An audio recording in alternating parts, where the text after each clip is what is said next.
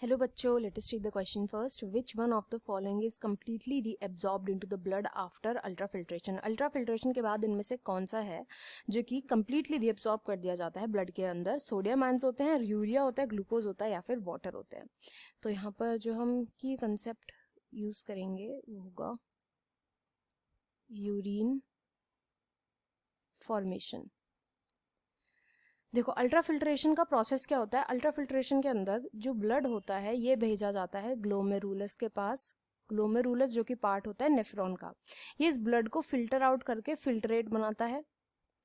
Filtrate, ये जो filtrate होता है ना, ये बहुत ही बारीकी से बनाया जाता है। मतलब फिल्ट्रेट कैसे बनता है कि जो ब्लड होता है ना, ब्लड का almost all of the plasma pass on कर जाता है ग्लोमेरुलस से।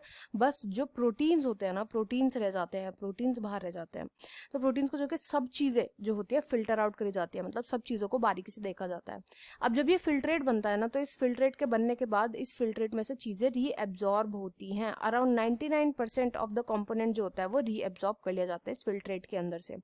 तो ऐसी कौन सी चीज़ है जो पूरी तरीके से रीएब्जॉर्ब करना इज़ वेरी इंपॉर्टेंट। ये हम ऐसे बता सकते हैं कि जो हमारा यूरिन आता है ना, यूरिन, इसके अंदर क्या क्या चीज़ें प्रेजेंट हो सकती है। तो देखो, यूरिन का पर्पस क्या होता है? नाइट्रोजन वेस्ट को बाहर निकालना। नाइट्रोजन वेस्ट हमारी बॉडी में क्या बनता है? यूरिया बनता है। तो ये तो यूरिन में प्रेजेंट होगा ही होगा, ठीक है।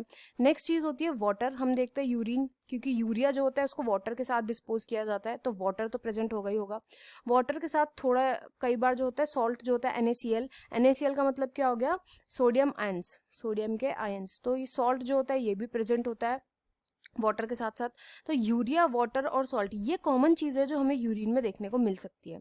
बट ग्लूकोज जो यहाँ पे ऑप्शन में दिया है, ग्लूकोज जो है ये कंप्लीटली रीएब्जॉर्ब कर लिया जाता है जब यहाँ पे रीएब्जॉर्प्शन वाला प्रोसेस चलता है। ग्लूकोज का यूरिन में निकलना, अगर किसी भी सैंपल यूरिन के अगर उसमें हमें ग्लूकोज के ट्रेसेस दिख रहे हैं तो वो एक अच्छा सिग्नल नहीं होता। इसमें इसको एक बीमारी से रिलेट किया जाता है जिसको हम बोलते हैं ग्लाइकोस्यूरिया, ग्लाइकोस्यूरिया। एंड ये ऑफन डायबिटीज से भी रिलेट किया जाता है, डायबिटीज से।